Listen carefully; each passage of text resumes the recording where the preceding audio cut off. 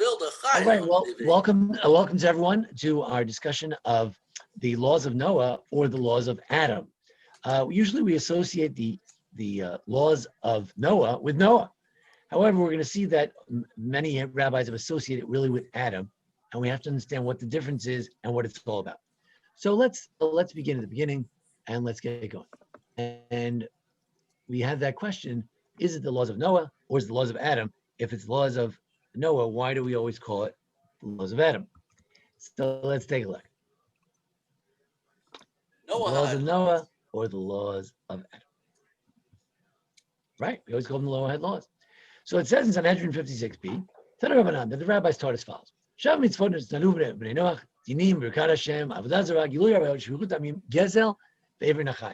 are 7 laws. Dinim, laws, is the debate between the Ram and the Ramban as to what extent, and Shulchan Aruch as well, to what extent they have to set up all kinds of laws or just courts. Do the courts have to follow Jewish law, or they can follow general law, but they have to have some kind of court. Birkat Hashem.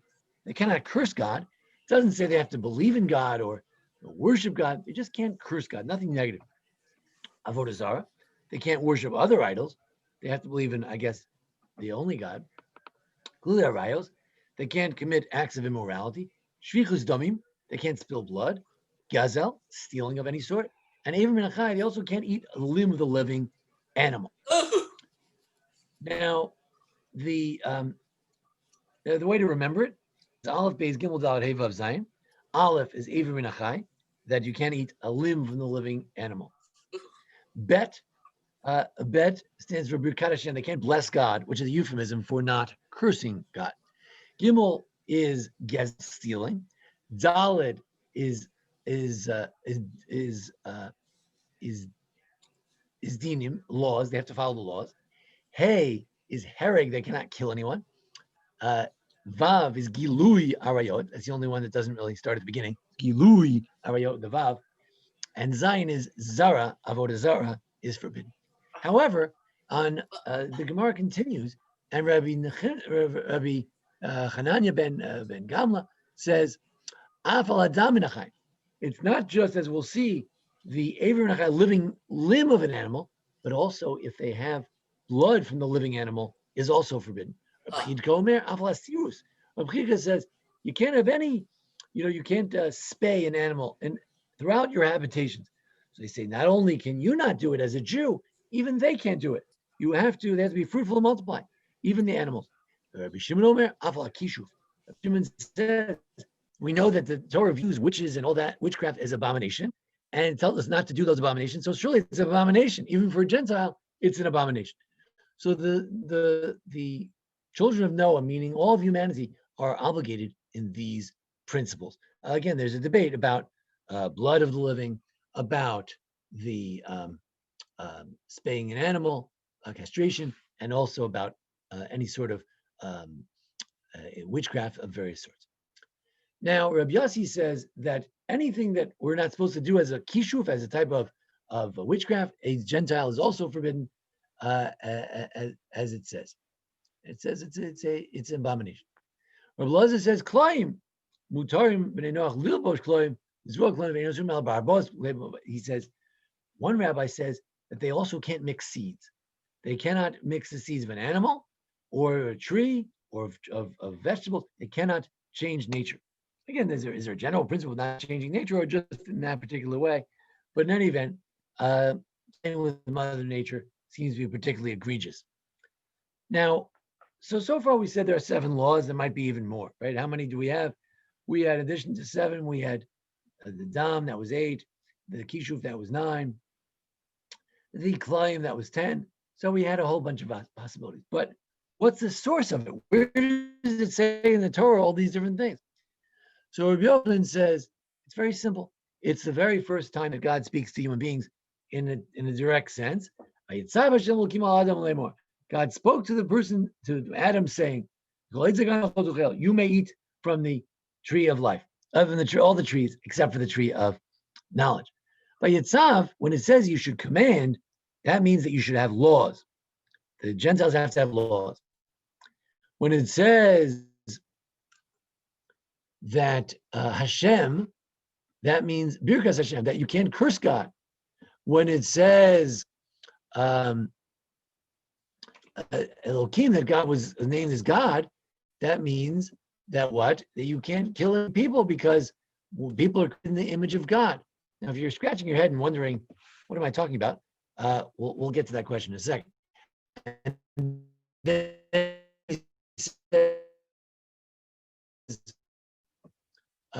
Lamor speaking, that's Gilead.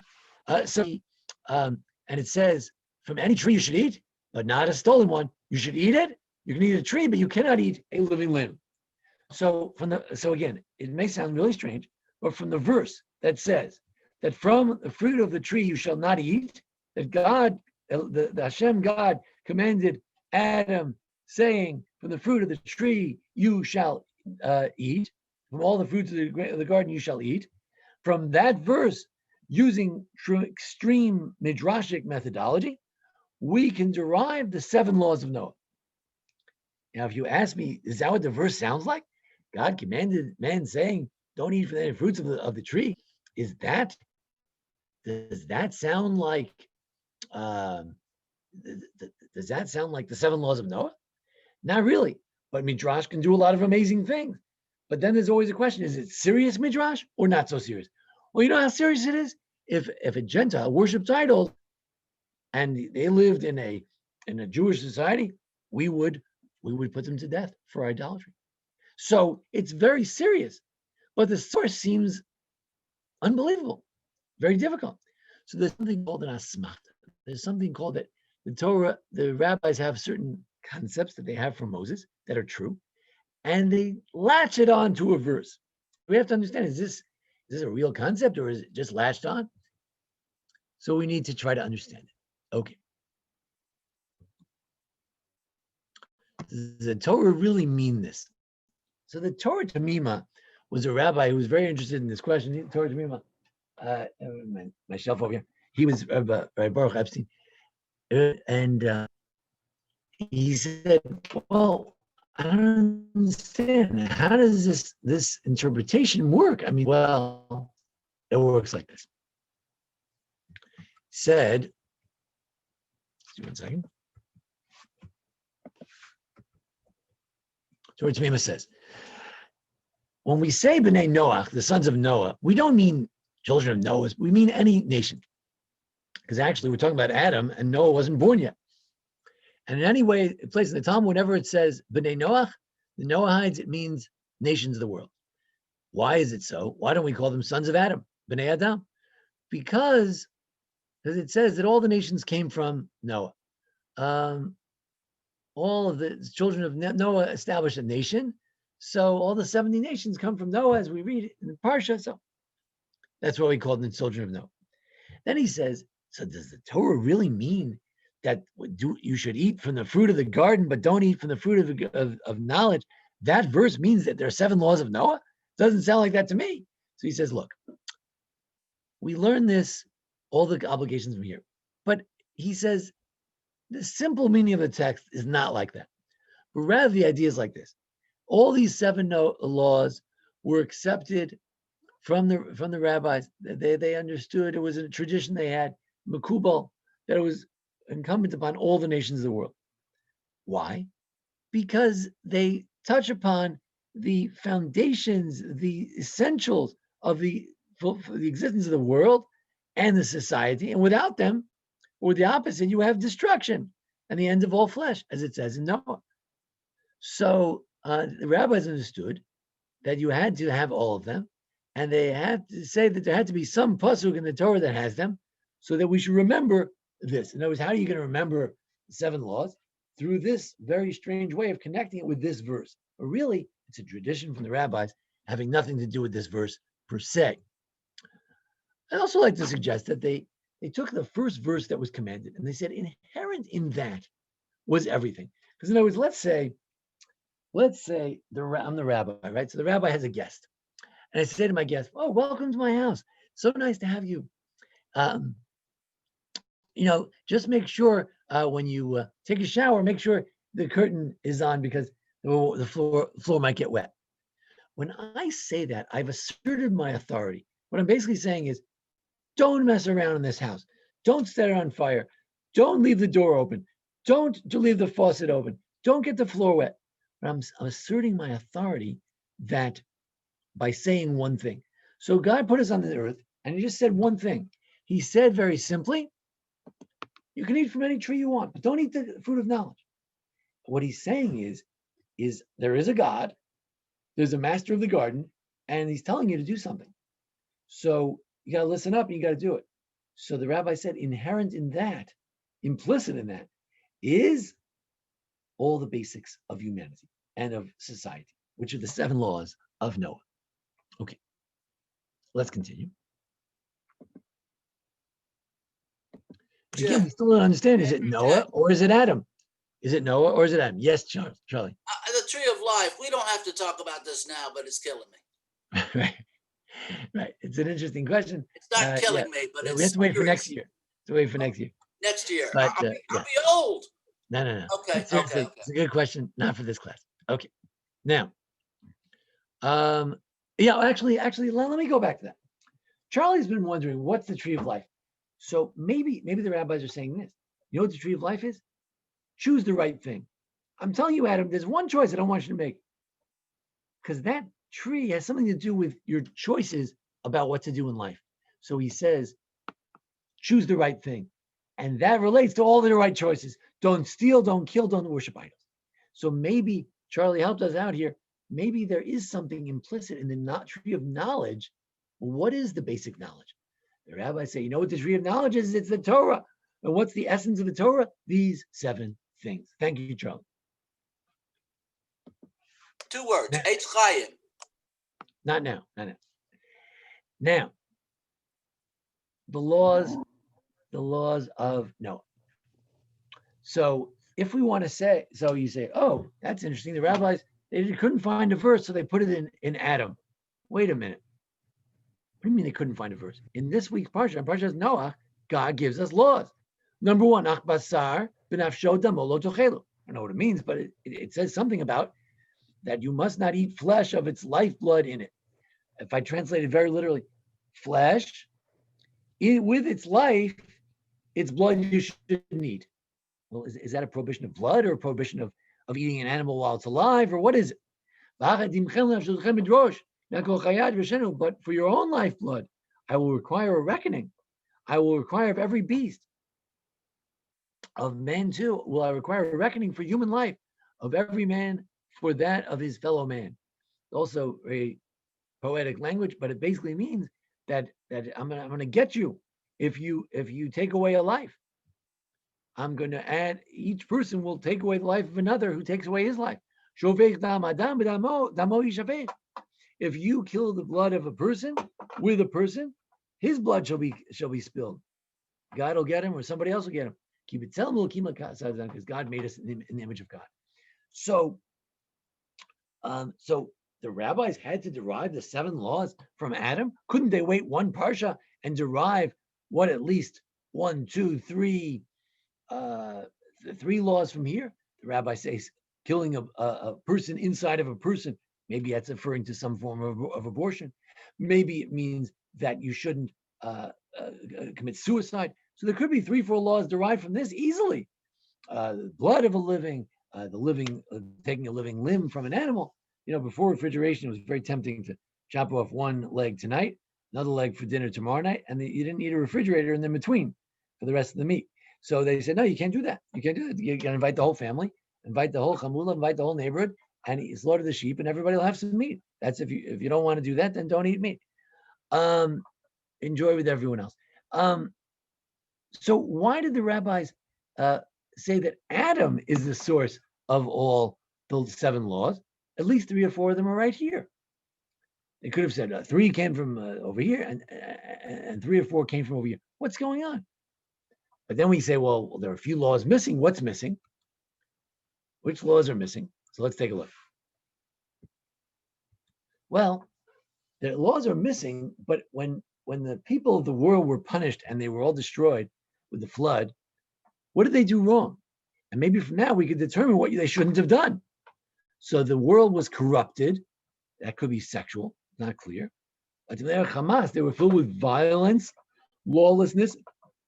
Rashi says it's stealing, right? There could be murder thrown in there. God saw that everyone was corrupting their ways. So you could derive, you see, God didn't mention anything in the laws of Noah. When he actually talks to Noah, didn't mention anything about licentiousness, stealing. But here it is right here. It says that the people in the flood were punished because of those things. So they must be forbidden. And Rashi says corrupt means lewdness and idolatry. And earth will fill with violence means robbery. So we have the laws of lewdness, idolatry, robbery. We have the laws of killing. We have the laws of the living animal. So we're kind of there. We're about 5 or 6. We're at number 5 or 6 already. Let's go again. The blood from the living, and also, well, but let's say that's not one of them. But let's say living animal, eating a living animal, not killing anyone, and it implies immorality, stealing, and according to Rashi, idolatry. The only thing missing is what? Blessing God. We say, how do we know that a Gentile shouldn't bless God? So comes Rav Yaakov Meidan, my teacher from Israel, and he says from the Gush Etzion, and he says very simple, according to the Bava Batra, Chasid hayab lumot olam v'yoshmo. Eov was one of the righteous Gentiles. He wasn't a Jew. He was a righteous Gentile. And what did he do? He would go and he would bring sacrifices for his children. Why? Because he was concerned that his children were blessing God. Euphemism, they're really cursing God, blaspheme God. So we see that a Gentile is not supposed to blaspheme God. Okay. He has some theory that somehow the idolatry is covered by the snake, is some sort of, is presuming that there are different gods, things like that. In any event, there is another view. So far, we had the notion that the Talmud says that the 7 laws are derived from Adam. And the verses seem to indicate that a few of the laws could be derived from Noah, but not necessarily, but it's not so clear. There's another view. They're back in Sanhedrin. So he lists the 7 laws. Rabbi Yehuda Omer, according to Rabbi Yehuda, Adam was only commanded about one thing, idolatry, because he said, I, God, am telling you to do this, which implies that there is a God and there's no other God. And Rabbi Yehuda ben Beseira, different Rabbi Yehuda said, because Hashem. He was also commanded about cursing God, and also commanded about judging. But the main thing is Rabbi Yehuda's opinion that no, Adam was not commanded about very much, just about the idea that there is a God and there's no other God. And maybe the snake was kind of implying that, well, he doesn't want you to be a god like other gods, and snake may have implied various forms of heresy and idolatry. But there is an opinion that somehow the Adam was very limited and things were added in the time of Noah. Now, why would you think the laws would be in Noah's time versus Adam's time? I'd like to throw this out to the group. Why would you think that the rabbis would say that, no, the laws are from Adam's time, even though we can see that the laws are written in Noah's time? But the rabbis say, no, that the laws are from Adam's time. Why did the rabbis do that? Again, if they had a great tradition, why is there that tradition? Why is there a tradition that goes back to Adam? Why not Noah? Could it be because Noah Charles. was the furthest? Nobody was left but his family. It was a new world. So no, then Let's try again. The first one didn't work. Wait a second. No, you're projecting a second possibility that there was the laws of Adam. Laws of Adam was 7 laws of Adam, and then the world was destroyed, so he gave them 7 laws again. But the rabbis didn't say that. The rabbis said the laws of Noah, even though they're called Noah, they really come from Adam. So the rabbis are saying, no, it has to be Adam. Why do the rabbis insist Adam, not Noah? How bad were these people? Oy vey. You shouldn't think that way. Oh. The Jews were given the 10 Commandments. Yes. When the Jews are given the 10 Commandments, it doesn't mean that every Jew was doing all these 10 things that they shouldn't do. They were No, I killing mean people. other people that before the flood, all Oh, okay, that's a different story. Yeah, right. But how bad could they let's have stay been? focused on this question. Let's get focused on this question. The Okay. question is, why would the rabbi say that there's the 7 laws of Adam? They should have said it's the 7 laws of Noah, because there are laws we can see in the Torah about morality. No, why would they put the laws in Adam, in Adam, if it was really Noah? That's your question. So here we go again. The question is as follows. This is a question for tonight. Are the laws of Noah, are the laws covenantal or basic laws? Is it a law that, well, because we're so lucky we have a special covenant with God, so therefore we have these laws? Or no, these are basic laws. You don't need a covenant for this. This is obvious. When God says, hey, welcome to my garden, it's obvious, enjoy the fruit, but don't eat that one. It's obvious that there are basic laws you got to adhere to. When Cain killed Abel, it didn't say don't kill him. It's obvious. Or no, are laws based on relationship and covenant? So let's look at the types of laws that we had. Are they basic, or are they sort of something you need a special covenant? So let's take a look. Let's go back to the original laws, right? So the idea there should be courts, there should be justice. Pretty obvious. Not to curse God, right? You're put in this beautiful world, shouldn't curse God. It's pretty obvious. Idolatry, right? There's one world. There aren't 20 different types of DNA. There's one biology, one chemistry. It's pretty obvious. Gilu arayot, right? You shouldn't sleep with certain people.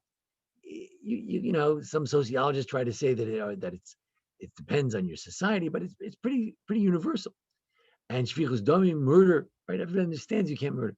So are these basic? Is there anything covenantal about them, right? So doesn't really seem like you need a special covenant. It seems pretty obvious.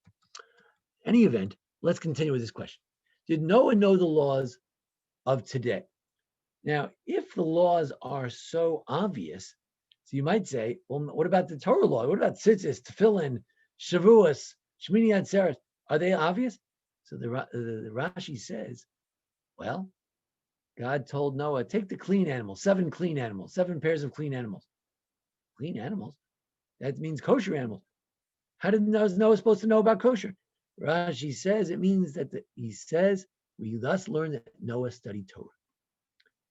So there is an idea that all the laws, not only these obvious laws, don't kill anybody, but even the laws of Shabbos are obvious because there were people like Noah and Adam and Abraham who kept the laws even before they were given.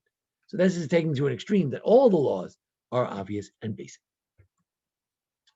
Rabbi Dan says it's interesting when you look at this week's parsha and the flood and the laws that come after that.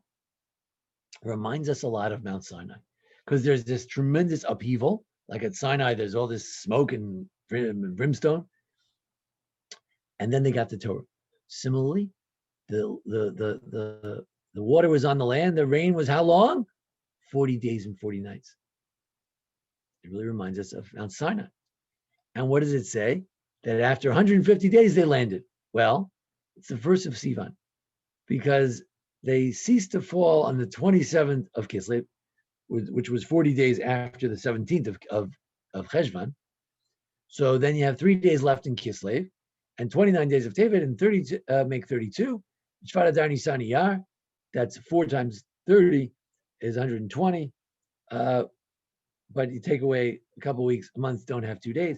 So you'll end up with 118, and 32 is 150. And what do you get? Sivan. What's the month where the Torah was given? Sivan. 40 days and 40 nights of rain, and then they get, and then it, after 150 days, the water started going down. So does it imply covenantal law or natural law? So the laws that are they natural or not? So it's strange. You would think, I was once talking to some Christians and they assumed there was a covenant with Adam and a covenant with Noah and a covenant with Abraham and a covenant with Sinai. And then of course Don't ask me what other covenants they dreamt up. But actually, the word covenant does not appear with Adam. The word covenant does appear with Noah, but strangely enough, not before the laws, but after the laws. It says, don't kill anybody, be fruitful, multiply. And then Hashem says to Noah, I'm making a covenant with you. What's the covenant? About the rainbow. So it's not clear. Are the laws part of the covenant? Is it part of some loving relationship? Or no, these basic laws are not part of any covenant. You don't need a covenant not to kill anybody. That is basic. You do not need covenant for that. You can't kill anybody because you can't kill anybody. Very simple, plain and simple. So that's an interesting question. Was there really a covenant over these laws? Or no, the laws were given, and the covenant is about the rainbow. Rambam says that there are only 6 laws of Noah. There are only 1 law of Noah. He says Noah added the one about living limb, but the 6 laws were from Adam. And it's a Kabbalah mi Moser Rabbeinu. The Rambam says, do you know how we can derive all the laws of Noah simply from a verse about eating from the fruits of the garden? He says it's not derived from that. It's a Kabbalah mi Moser Rabbeinu. It's a tradition in our hands that there are 6 laws of Adam, and we call them the 7 laws of Noah. And then he says that Noah only added 1 law.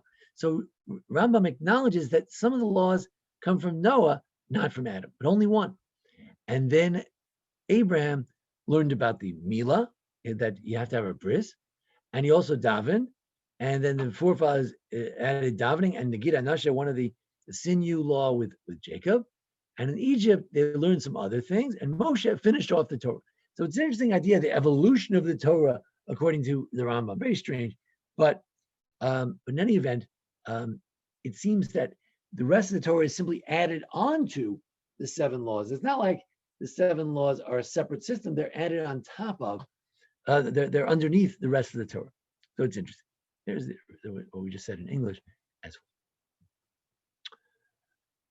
Now, what about a Noahide person who wants to do other mitzvahs? Let's say a Noahide wants to put on tefillin. So the Rambam says in the laws of kings, he talks about Gentiles and he talks about converts and he talks about Noahides. And he says that a Noahide who wanted to do a mitzvah to get reward, we don't stop him. He wants to do it right. If he brings a sacrifice, we take it. He gives tzedakah, charity, we'll take it. And it seems to me, he says, that we give that charity to the Jewish poor because we provide for him, so he should provide for us. And it's a mitzvah to help him live since he's a nice Gentile. But if you worship idols and then you give tzedakah, then you should give the charity to the Gentiles. This is Rambam's theory. Okay, that's a side question. But the point is that he's not totally removed from mitzvot. He has his mitzvot. If he wants to take more mitzvot, he could. Like a woman, she's exempt from certain mitzvot. If she wants to take more, she could. And what does it mean to accept the laws of Noah? Do you have to accept them or you just have to do them? I mean, what? So the Rambam says a very strange thing, and it's not clear what he says.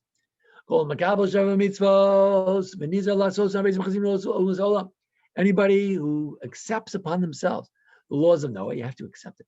Then you are a righteous Gentile, as long as you're careful about these laws. And you will go to the world to come. We don't have an exclusive heaven. Anybody can get in. But you have to accept them and do them because God commanded it in the Torah and told Moses that the children of Noah from forevermore are commanded. But if you did them because you felt like it, you thought that was a nice idea, you decided to do them, you were not a righteous Gentile, you were not a resident alien, you're not from the among the righteous of the Gentiles. I'm sorry, I wrote it twice.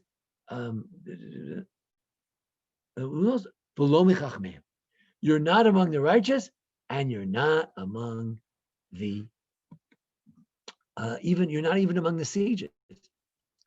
You're not even among the sages.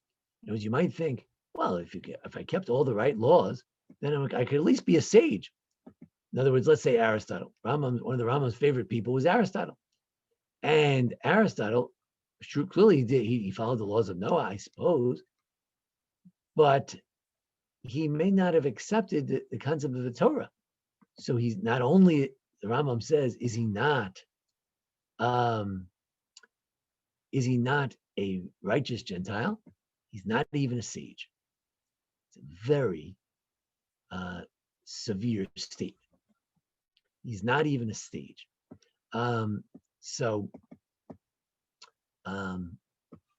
However, so what does that mean? That it's a covenant.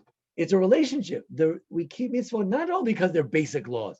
If that was so if someone said, "Oh, that's the basic law," I think I'll do that. That would be fine. But it's not enough to know it's a basic law. You have to accept them as part of the Torah that God gave. You don't do that, you're nothing. So that means that the laws are not just intuitive laws; they have to be accepted as tradition and as something passed on from God. However, that's what it says in our text. However, many manuscripts of the Talmud, of the Rambam, of Maimonides' writings, of the Mishnah Torah, say, you're not a righteous Gentile, but you're one of the sages. You're one of the smart Gentiles. You're among the wise Gentiles. So there is a version of the Rambam's writings which says that yes, you do get credit. If you just kept them as basic laws, that would count as something. So there's a debate about that. So again, are the laws covenantal or are they basic laws? Moses Mendelssohn was not exactly a regular traditional Jew, but I don't know. I don't know enough about him. But he did write a letter to Rabbi Yaakov Emden, who was a very respectable rabbi. And he says, shall all the inhabitants of the earth, from east to west, except for us, be cast into a pit of annihilation and be abhorrent to all flesh, if they do not believe in the Torah, which was given as an inheritance to the congregation of Jacob alone? They don't believe in the Torah, they're going to go to hell. This is particularly difficult in the case of the matter that is not explicitly stated in the Torah at all. According to the rabbis, most of the 7 laws of Noah are not in the Torah. They're not there. It's hard to derive it. So the Gentile should be punished because he didn't accept the Torah and accept an interpretation of a verse that's not even there, but rather comes by way of tradition of the most treasured among the nations, or is espoused by the sages in the words of the Torah from a verse. Is that possible? That's what he asked Rabbi Yaakov. I'm not clear what Rabbi Yaakov Emden answered, but that's what he asked. Then another. Mendelssohn seems to have been a very, very complicated person, besides, being fairly religious. Yeah, his students didn't turn out too well. His son didn't turn out well. No. But he was a good musician, right? But no, his son, his children, his grandchildren were. He was not a musician, but he was quite a thinker. Right. So we'll talk about it later. Yeah, I don't know that he said anything himself that was so extremely radical, but clearly he may have led to a lot of that's what some real from people say. Yeah. Okay. So anyway, Elijah ben Moser was another controversial character from Italy, and he wrote a book called Israel and Humanity. And I'm thanked in the introduction of the English translation, because a friend of mine translated it. That's Maxwell Luria. You should live and be well. And he writes the following: it is God's design that the life of Jews be anchored in the law of Moses, and the life of the Gentiles in the law of the sons of Noah, based on the covenant that God established with the surviving humanity after the flood. But the 2 laws are doubly interlocking. They're not 2 separate systems. The Noahide laws is part of the Mosaic law, that was, of course, given to all men earlier, while the Mosaic law as a whole has a primary object, the preservation and the propagation of Noahidism among the Gentiles. In other words, part of the Mosaic law is that we should be a light unto the nations. That is to say, there is but a single fundamental law or essential ethico-religious system for all men, and is distilled in Noahide mitzvot. If the Jews are bound not by the 7, but by the 613 mitzvot, the traditional numbers are perhaps in some sense arbitrary, emblematic, and the 7 Noahide laws are really expandable categories. This is in significant measure because God wants to hedge around Jewish identity with such elaborate and inviolable particularism that the Jewish group's survival will be ensured, enabling the Jewish mission to be accomplished. What's the mission? To help the Gentiles keep their laws. The Jews are, as it were, the priests of mankind, and not only their Mosaic law, but their very group existence and survival as their object of the guardian of disseminating among the men of the essentials of true religion and morality. So he's saying there are 2 systems, but they're really part of one system. And our systems, because we're priests of the nations, And we have therefore have more laws to keep our particularism so we can spread this word and we'll never be wiped out. It's a priestly system, right? That's what we serve as sort of the priests of the nations. Now, based on everything we've said so far, I propose the following, which I wrote in an article in a little journal at YU many years ago, and claims the following, that either one way or the other, there's the stages of humanity according to the sages, and the stages of humanity according to the simple reading. So the stages of humanity according to the simple reading goes like this. In the Garden of Eden, it's almost like there was an experiment. God says, let's see if you have one positive commandment and a negative commandment. You can eat anything you want, and don't eat from that tree. Could a human being live with just so little guidance? Some guidance, but so little. And the result was they couldn't keep the law. Now, it wasn't disastrous, but they couldn't keep the law. Were there any laws at that time? I don't know, maybe basic laws, but no covenantal laws. Nothing was stated according to the simple reading of the text. The post-garden, it seems that there were no laws at all because there was no tree of knowledge. And yet what happened in the post-garden? There was murder and destruction. Without any laws, there was murder and destruction. And the post-flood, we get negative laws. Laws are what you're not allowed to do. And we get a covenant. And when it came to Abraham, God gave Abraham positive laws. Go to Israel, have a bris milah. And he gave him incentives, rewards. Not that he would be punished from the garden, but he would be rewarded for going to the garden. And there was a covenant. And at Mount Sinai, we have both positive and negative and a covenant. And so we see from this chart that when there are no laws, it leads to destruction. However, the rabbis didn't like that structure. They said, we do not accept that there was once a period where there were no laws. The rabbis believe that laws are so fundamental to human survival that there's no such stage as this stage where there is just a negative and positive. There have to be basic moral laws. And the rabbis posited, based on tradition that they have, perhaps from Moses, that in the garden, there's a positive command and a negative command, and there's an implication of all of the 7 or 6 laws of Noah. Are there any laws? Yes. Even in the garden, there are basic laws.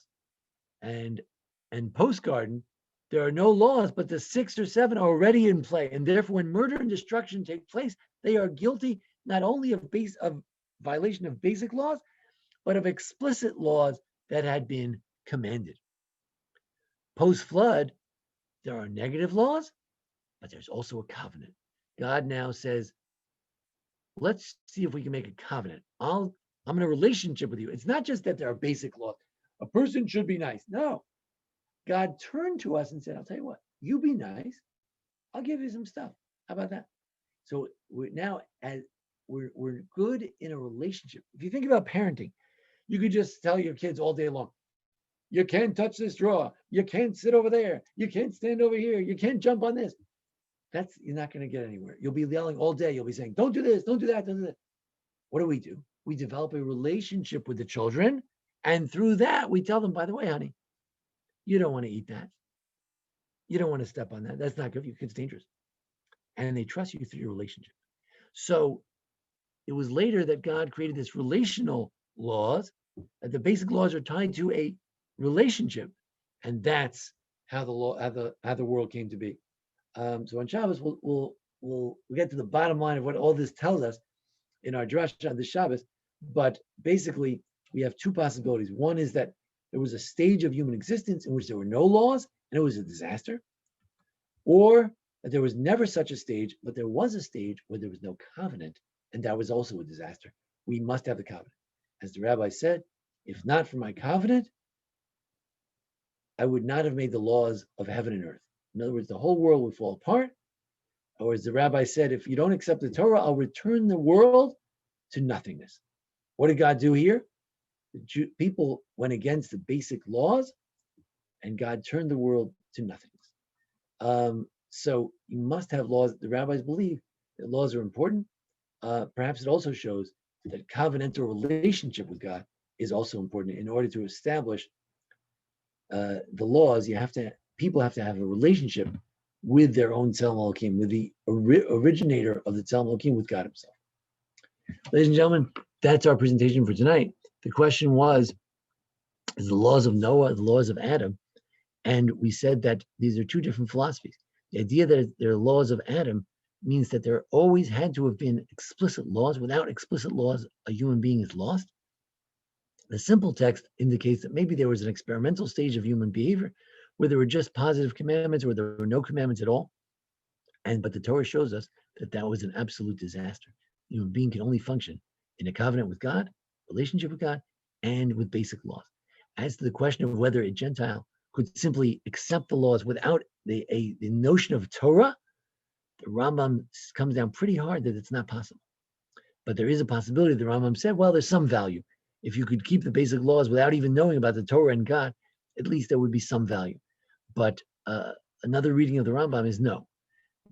There's no value in other words, it doesn't have the full value. If you are good, but you don't understand that there's a God, there's a relationship with God, then ultimately everything will collapse. It will not work that way. And one might argue that secular society today is an experiment in this. If you have no concept of God and that we're doing goodness because there are laws and eternal laws of God, how does that work out for people? And what does the world look like? And we may be suffering some of the consequences of that right now. All right. Well, that's our class for today. And we'll end this part of the portion now, and then we'll take some questions. Hang on one second.